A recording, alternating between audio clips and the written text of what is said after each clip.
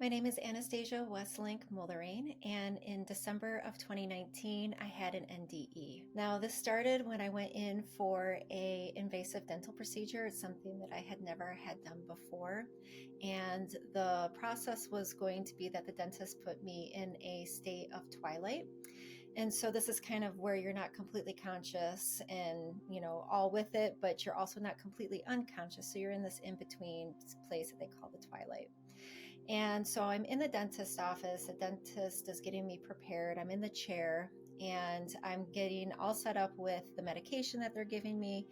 And the dentist turns to go do the preparations as I am now getting into the state of twilight.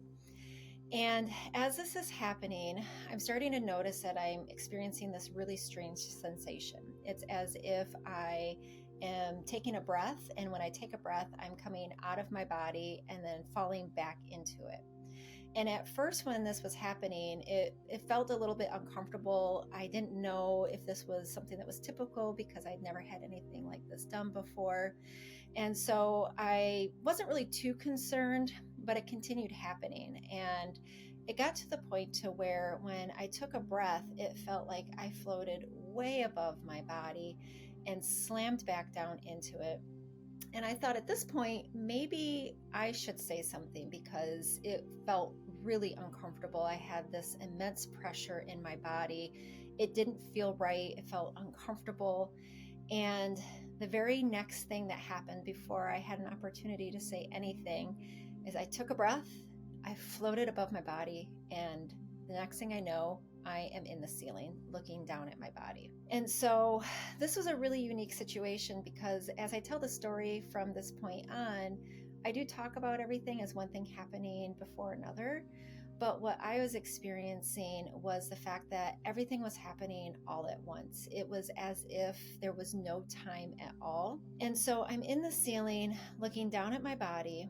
And the first thing that I say to myself is, what am I doing up here? And this is the most important epiphany that I had in my entire experience, even though I had some really incredible things happen as I tell you the rest of my story. They were at least incredible for me. But the epiphany that I said, what am I doing up here? As opposed to saying, what am I doing down there where my body was? And the reason that was just so powerful in that moment was because I realized that what I identify with wasn't my physical body that was down in the dental chair. It was this part of me that was up in the ceiling looking down that wasn't my physical body. And that knowing then led me to my next thought was, oh my gosh, am I dead? Now, there's some other things that happened in between all of this that I don't really talk about very often, which is when I was looking down at my body, one of the things that I noticed was they had a TV in the dental office and that's mounted in the ceiling. It's pretty common where a dentist will have it in the ceiling. So when you're leaned back, you can stay entertained during a procedure. From my viewpoint, though, I didn't see the TV looking up. I was seeing the TV as if I was looking across it. So it was like I was looking across the hardware that was mounted and holding the TV up. And I saw all of this dust and debris that was on the top of the TV. And I didn't really pay too much attention to that at the time.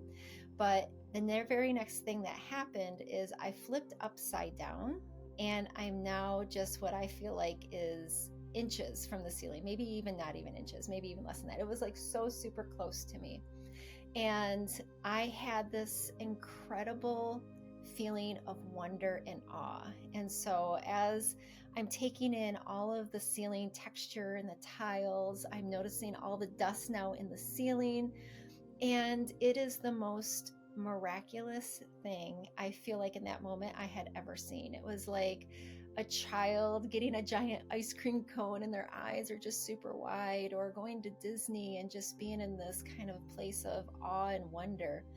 Everything that I was looking at, for whatever reason, and I still don't know the reason why, but everything that I was looking at through the eyes of who I was in the ceiling, it was as if I could only see beauty, even in something as mundane as dust and particle chips in the ceiling. And with that, I like to say my eyes closed, or like this aperture or a veil came down over me, and I was gone. I left the dentist office, and when I opened my eyes, I was in what I call the void. And now this place, as I just left this feeling of total awe and wonder, was amplified infinitely, because where I was complete love and bliss and connection and oneness. And although I call it the void, I often like to refer to it as the void of anything not complete,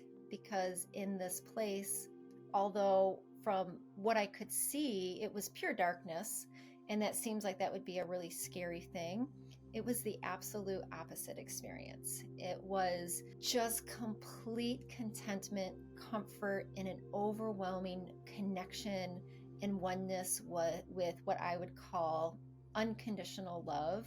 But unconditional love that's different than anything I had ever experienced in my physical life. This was an unconditional love that filled me up as a being, as opposed to just something I experienced. I could tell in this place of the void of oneness that despite the fact that I could still identify with myself as an individual, I very much felt like I was completely one with this place, that it was as much a part of me as I was a part of it. And I also had this awareness that even if I didn't exist, if I had not existed, even just for a moment, that there would be no way for this oneness, this pure, unbelievable love to exist either. And in this place, although it is a void, there was this instant knowing that came with it. And it was like I was tapped into this infinite, all-knowing intelligence that was also complete and unconditional love. And in this place of knowing, I felt like I was connected to everybody. Every soul that has and will ever exist, and every experience that a soul had ever had. It was as if I was connected to it. And what's hard to describe is the fact that to have that connection of knowing every soul, because in our physical lives, we often associate knowing with our thought processes, with learning something, with being able to take in new information. And once we can say we know something, it's often because we've gone through a lot of mental process to get there. And that was completely not the case where I was in this void. It didn't require any time, any processing. It was just a connection to absolute knowing. And with that, I had this sort of expanded perspective. And I've tried to find some different ways to really demonstrate just how big and infinite this place is and the knowing. And every analogy that I have come up with has fallen short, but some of the best ones that I can use to try to describe this would be if you were to take every single grain of sand on Earth, and every grain of sand represented a soul. And you took that and you multiplied that by millions and billions, and you could connect to all of those soul experiences.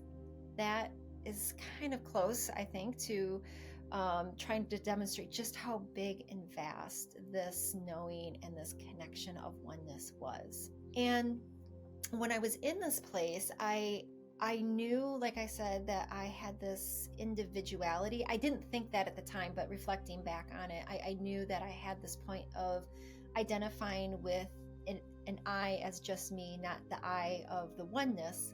But I also felt that as I was there and I was expanding into all of this knowing, that individuality was fading away, and that identification of just me as Anastasia was becoming part of this infinite, all-knowing bliss and unconditional love. And what I knew in this place was that because I had this perspective, this just infinite perspective of all of our soul experiences, I also got to be able to feel the difference of that perspective versus the perspective that we have here in a physical body when we think about just our singular life from birth to death. And sometimes it might be, for some people, a very short life. Some people might live what we call a long life into their hundreds. But regardless of even the longest of lives, seem to be just a blink in relation to the infinite experiences that our souls get to have on our journey. And if I were to go back to the grain of sand and kind of use that analogy, if you imagine one grain of sand, and on that one grain of sand, imagine all of your soul experiences for every soul that had ever existed, all living on this one grain of sand. And then you multiply that out across all of the grains of sand that are on our earth. And you can see that our soul experiences here on earth, on this one little grain of sand, compared to all the experiences that we have outside of earth, it is as if this life is so fleeting, but yet so incredibly important. And I had this awareness that although our lives are so short in relation to all of our soul experiences, that we are here because we want to be in a physical life, and that every single soul that ever exists only experiences the things that soul wants to experience. And so in this physical life, it was this knowing that we are here simply because our bodies, our physical bodies, are basically a sensory tool. It is our ability for the soul, or this spiritual part of us, to experience physical life and to take in what all of the senses are like to be a physical body. And that through these experiences, our soul is able to basically understand what it is like to be a physical human for no other reason than we want to know what it is like to have this physical experience. And this knowing is one that I've kind of tried to summarize with the fact that when that is our reason for being here, that I connected to, and I think it's really important for me to stress that this is my experience. And so I want to share it as authentically as possible, but also want to honor that other people have their own beliefs. In my experience, because we are here to simply know what it is like to have a physical experience, there is no getting this life wrong. There is absolutely nothing that you can do that is good enough or too bad that is going to change what you're going to experience when you leave this physical life. Now, certainly good and bad exists in our day-to-day lives. It exists in our physical experience. There are consequences to things that we do, both positive and negative. And so while we're in a physical body, our choices make an incredible difference. It also makes a difference to us being able to live more authentically through our soul, which is a completely another story.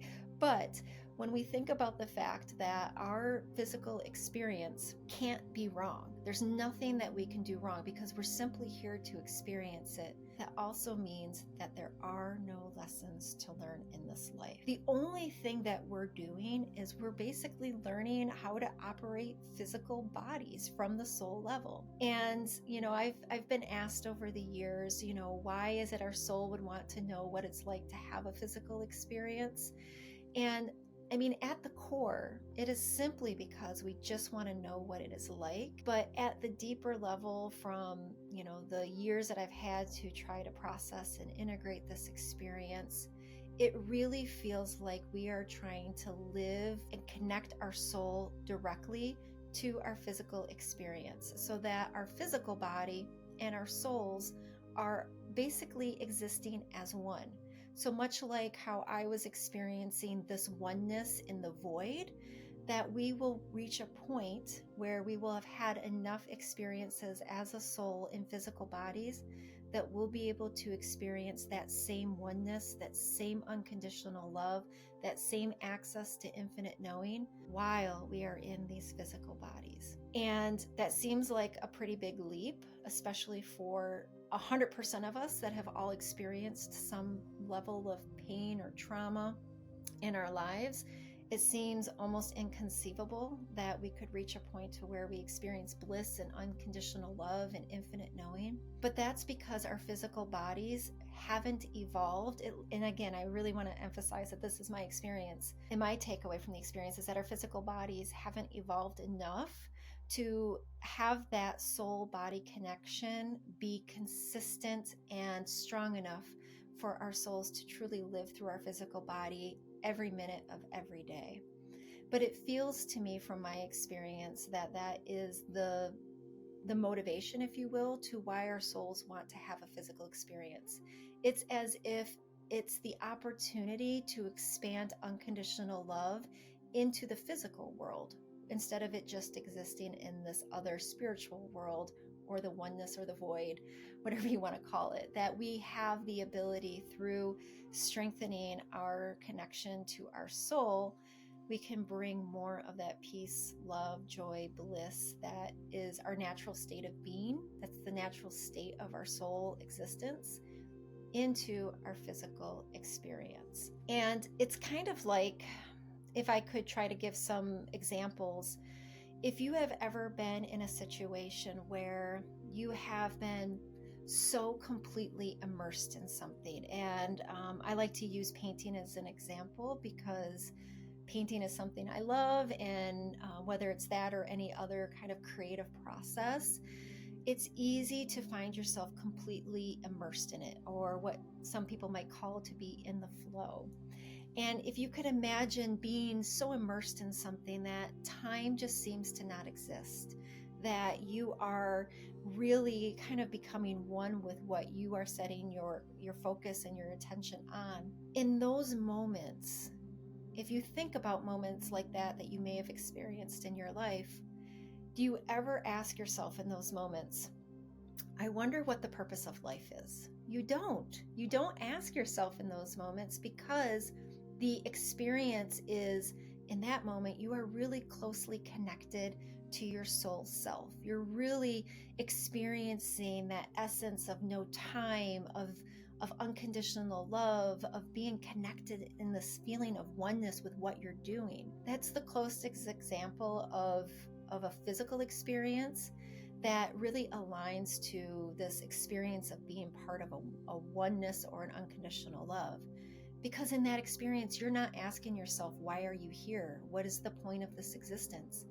The point is in the experience itself. It's kind of like if you are taking an incredible vacation and you're going somewhere that you've always wanted to go, and you're just having this incredible time. You're eating these incredible foods. You're seeing sights that you've always heard about and wanted to see, and you're taking in the culture, and you're just completely immersed. And you're feeling that sense of awe and curiosity about everything that you're taking in on this vacation. You're also not asking yourself then, what is the purpose of life? Because in the moment, again, you are living the purpose through that experience, through the soul experience in this physical life. And those are just a couple examples, but there have been times when we have these like really intense spiritual experiences, whether they be something like an NDE, an OBE, a shared death experience. We have these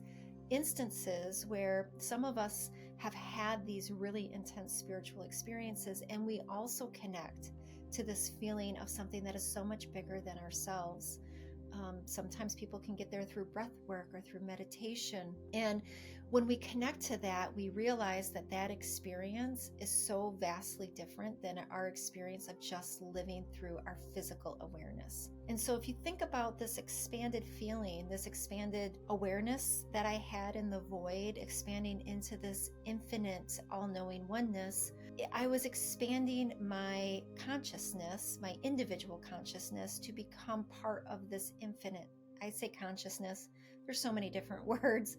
It's probably not the best one, but because I don't have a better one, I'm going to use that. And this consciousness, this knowing and expanding into it became a part of me that I was able to bring some of that back into my physical experience when I came back. And I believe that every time we have these unexplainable experiences, mystical or otherwise, that we bring a part of that knowing back with us. Sometimes we bring it back and we're consciously aware, such as myself with this NDE that I had.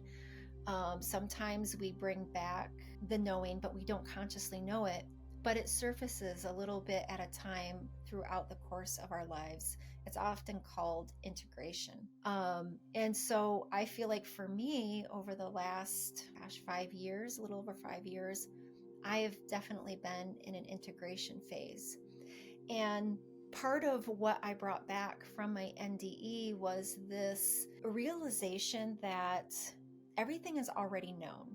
Because in this place of knowing that I was in, this place of oneness, everything was already known. There wasn't anything that was unknown. And I can reflect back on that and realize that despite the fact that I was connected to this oneness, I had to expand into it in order to be able to know myself individually what this oneness also comprised of. And the way that I would expand into it wasn't by asking questions like, what is the purpose of life? The only way I could expand into it was by being curious, like, oh, I wonder what the purpose of my life was. And it seems very subtle, but yet the implications of this and what I've come to understand in my integration afterward is that this curiosity acknowledges and honors the fact that there are no unanswered questions about our existence. There are no unanswered questions about our soul's experiences. There's no unanswered questions about what we can experience as a physical being. And so I've brought that back. And part of my practice now to help strengthen this connection to my soul, because there is nothing I would love more than to have that experience again. I would love to be able to be in that unconditional bliss in knowing every minute of my life, because it's so beautiful. It's so complete. There is nothing lacking. And so I try to strengthen that by using that same philosophy of curiosity in my life. I don't ask myself anymore, why doesn't this work? Or why isn't that happening? Or what's wrong with this? I ask myself from a place of curiosity. I wonder what it would be like when this thing happens, or I wonder what the experience is like if I experience this. And it completely has reframed the way that I think about my life. My mindset is completely different. And I have found that thought process of being curious, it takes the pressure off. It takes the pressure off trying to find an answer to something, because instead of us in our limited mind, which is really just a collection, our physical minds is just their collection of all the experiences and things that we've been exposed to in this physical life. But our soul is connected to this infinite, all-knowing oneness. It has infinite knowledge. And so when we tap into the curiosity, we're able to tap into that infinite knowledge. And there's so much more available to us in our life experience by tapping into that than just limiting ourselves to, I wonder what this would be like, or asking ourselves, why doesn't something happen, or why does something happen? Instead, getting to the place of feeling and being curious about the experiences that could bring that feeling that you want to have into your experience. One of the things that I often do with clients that I work with, I have moved completely out of corporate America, and I've started my own wellness business. And I work with clients, and I take this philosophy with them in our sessions, and I will ask them, what is the best feeling you could imagine having right now? And feeling is different than emotion. That's a really important distinction to make, because an emotion is a reaction. It's a biological reaction that we have to the experiences that we have in our physical life. Some of them are positive, some of them are negative. We might feel incredibly elated, and we might be incredibly sad. Those are not feelings. Feelings are the descriptions that we would use that represent our soul. And so peace, love, joy, and grief are what I've uncovered as the 4 core feelings of our soul. And so for my life and for the people that I work with, I'll get them to center around the feeling. what is the best feeling you could imagine having right now? And then when you can identify that, then become curious. What is it that I could experience in my physical life that would help me experience more of that feeling? So if it's love, what is it that I could experience that will allow me to experience more love in my life? What would my day look like if I had more love that I was experiencing? And by using that process, we open ourselves up to focusing on the things that our soul wants to focus on, because our soul ultimately wants to have a physical experience. And so we have to strengthen the connection between our physical body and our soul so that our soul can have that physical experience.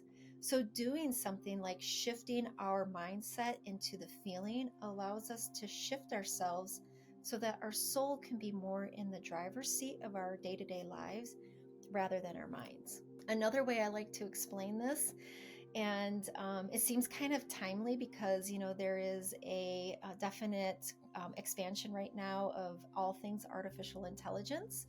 So if you think about an autonomous vehicle, a car that is able to just completely self-drive, imagine that our physical bodies without our soul connection is like an autonomous vehicle. It basically just knows how to operate based on what it's been programmed. And so all the things it's experienced, it's learned from, it's learned how to get from point A to point B without getting into an accident.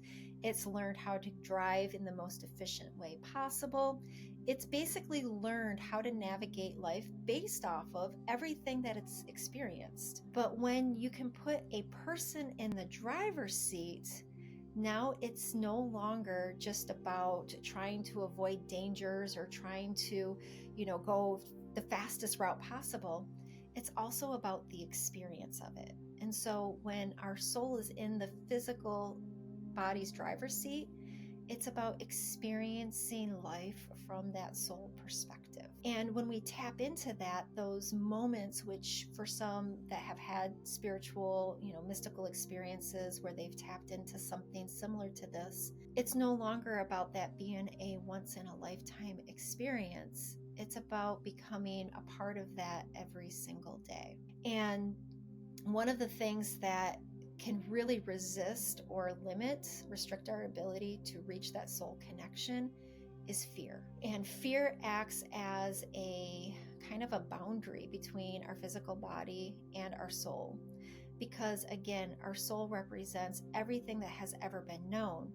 And so there is no fear in that soul space. So in the void, in that oneness, fear just didn't exist. It wasn't even conceivable. It was as if, because everything was complete, there was no ability to even conceive that something could be lost, something could be hurt. And yet in our physical lives, we experience that. We experience hurt and pain. And so because our physical minds are programmed to avoid pain and to try to seek the things that we will enjoy, we can often miss out on the experience of connecting to the soul because we're so focused on avoiding the things that we fear, which puts us squarely in our physical brain, and it removes our ability to be reaching that expanded feeling and connection with the soul. And so it's not just as easy to say that we just stop having fear, but again, if we start to shift our focus into the feeling and the highest feelings that we want to experience, then from my NDE, I live very confidently that by doing that, I am connecting even that much closer to my soul experience and to what my soul ultimately wants to have. And so in this place that I'm expanding into this void and this oneness, I realized that the experiences that our soul can have are infinite. So this physical life is just one of many, many experiences. And what is hard to describe is that in this place of oneness, in this void, because there was no time, I knew that I was experiencing every experience that my soul could ever have, this physical life and all other experiences, all at the same time. And I've struggled with trying to explain how there can be no time because we're so embedded in time in our physical reality. The best way I can explain it is if you were to imagine your soul be in the center of a wheel, a hub, and then imagine the outer ring around this hub represents your soul experiences.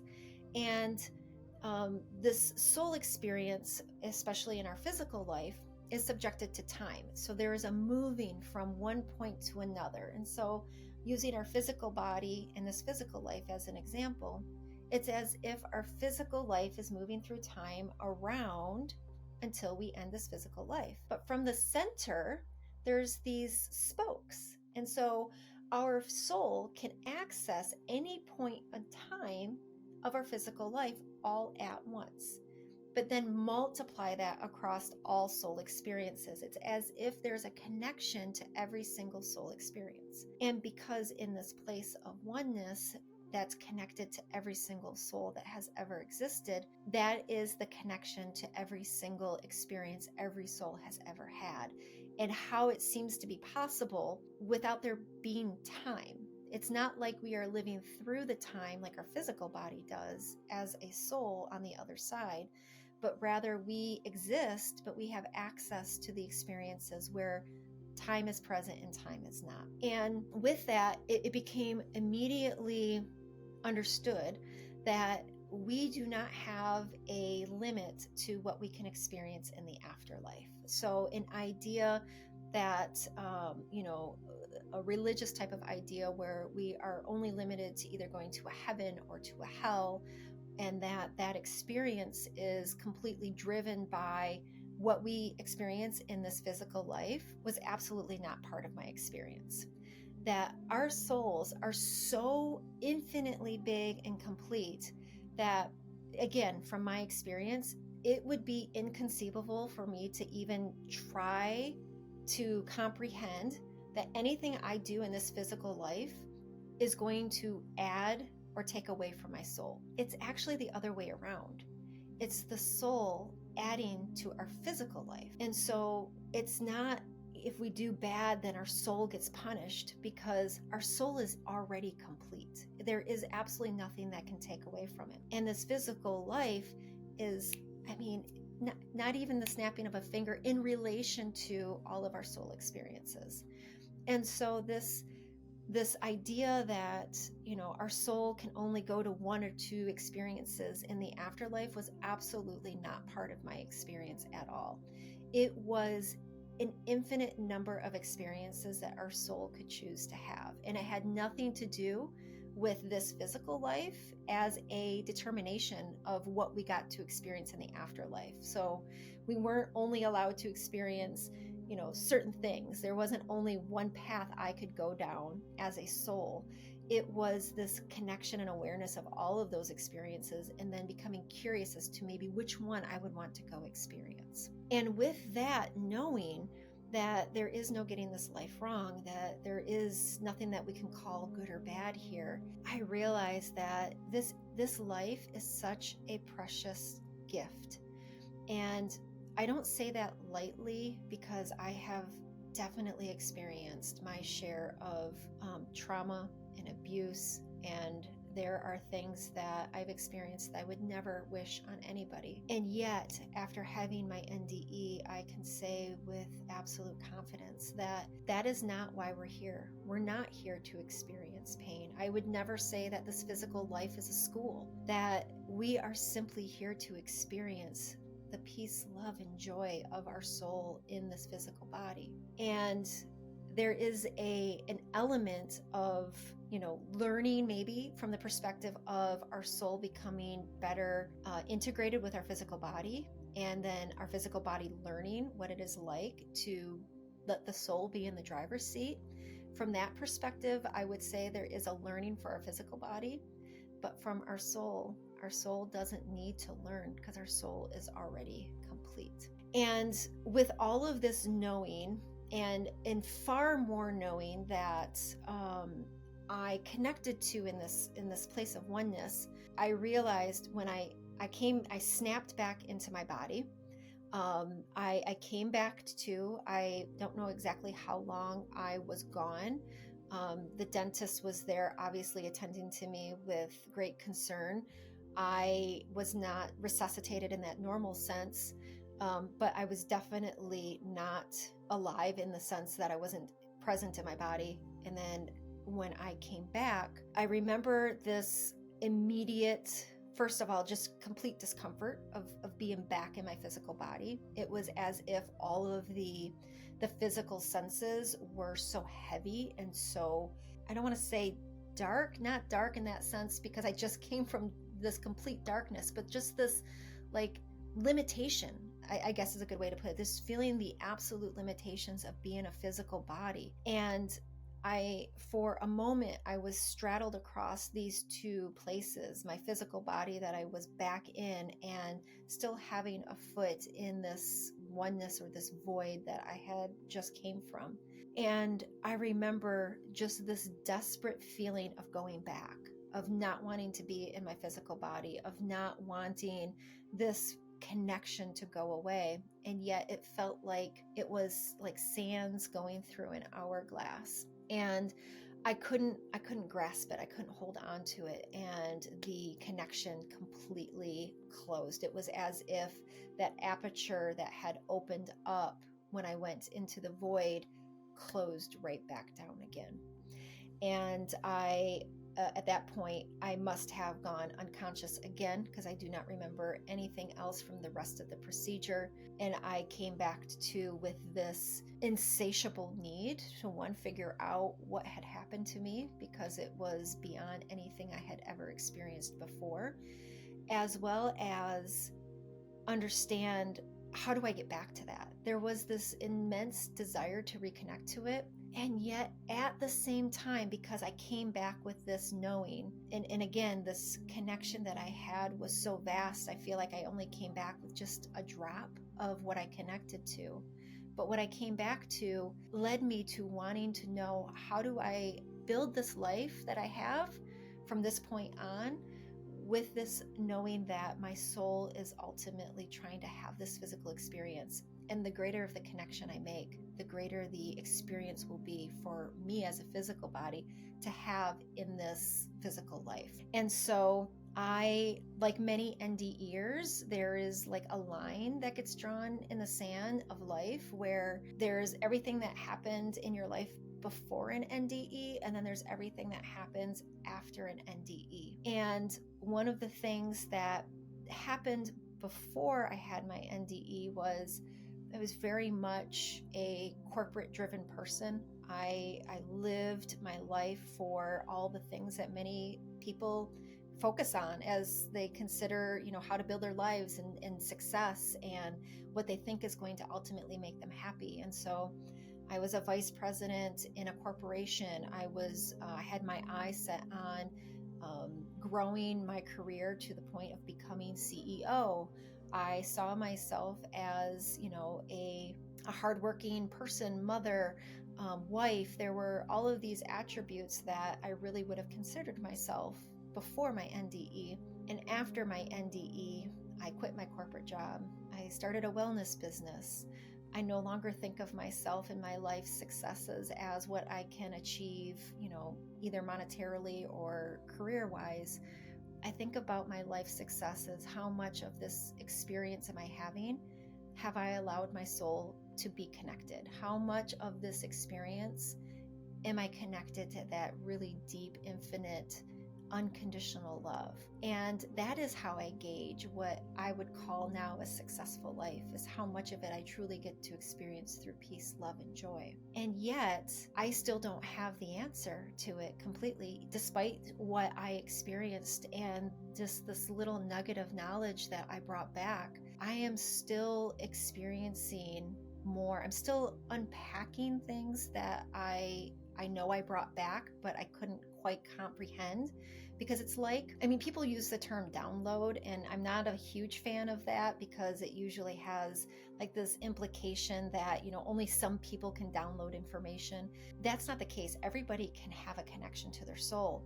But I feel like there is all of this knowing that I connected to, but it was too big for my physical brain to process it.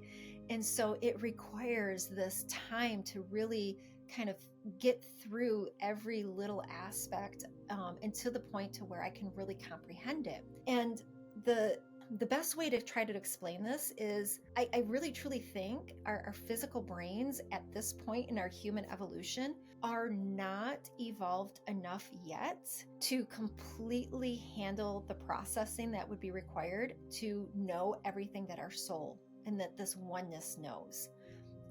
I've often said that I think there are people in our, in our population, in our lives, that represent maybe a greater evolution, like they have a greater ability to process these things just biologically, but there isn't any limitation to who can connect to this. It is absolutely available to everybody. Everybody has the ability to connect to this infinite, all-knowing love and oneness. There is no limitation for anybody. And so that type of connection being available to you is something that I feel as you connect to it, you begin to open up your knowing. And so what do I mean by that? Imagine an ancient civilization, like one that had lived maybe 20, 30,000 years ago. Maybe they live in caves or grass huts, but they have no understanding of what we do in our modern lives. So they don't understand electricity. They don't understand skyscrapers. They don't understand cell phones or anything that we would consider our modern understanding of what we have available to us. And if you were to go back in time to this ancient civilization and say, I picked up the phone and I called somebody yesterday, they would have no idea what you were talking about. They couldn't even begin to comprehend the idea that a conversation could happen between two people in two different places. And so if you think about that analogy, there's absolutely the same thing that happens with us as physical human beings in relation to what our soul knows. Our soul has so much more infinite knowledge than our physical lives and this physical brain at this point in time. And so if our soul were to try to give us everything that is possible for us, we wouldn't be able to comprehend it.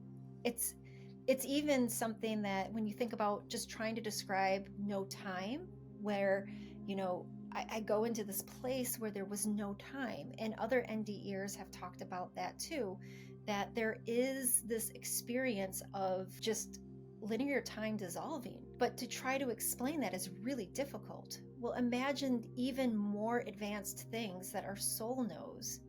It makes complete sense that our physical minds don't know it either. So I understand and appreciate that there's so much that I connected to in this void and oneness that I simply will never be able to articulate, because I believe it's so big in this lifetime, my physical brain will not be able to process it.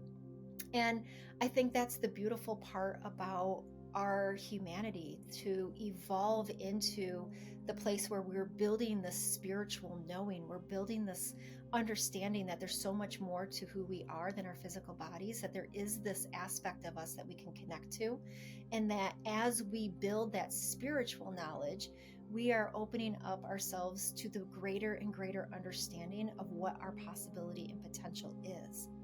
I think going back to fear, if we think about, this ancient civilization, if they had a deep belief that something was good or bad, if they had seen somebody being able to talk to somebody else without that other person being present, their limited knowing could label that thing any number of negative circumstances. They could say that that person was possessed, or they're a part of the devil, or anything that represents what they don't understand and what they fear.